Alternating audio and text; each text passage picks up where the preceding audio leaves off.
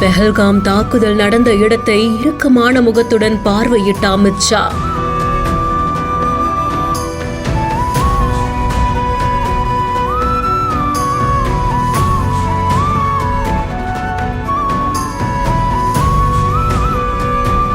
அநியாயமாக சுமார் 28 உயிர்கள் பறிபோனது இயற்கை எழில் மிகுந்த இந்த இடத்துல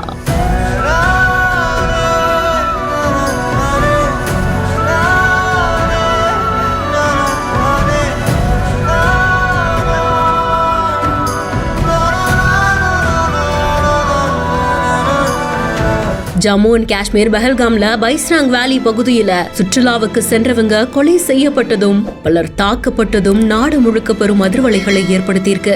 இந்த கொடூரமான சம்பவம் நடந்த இடத்தை நேர்ல சென்று பார்த்து ஆய்வு மேற்கொள்றதுக்காக அமித்ஷா அவர்கள் வருகை தந்திருக்காங்க.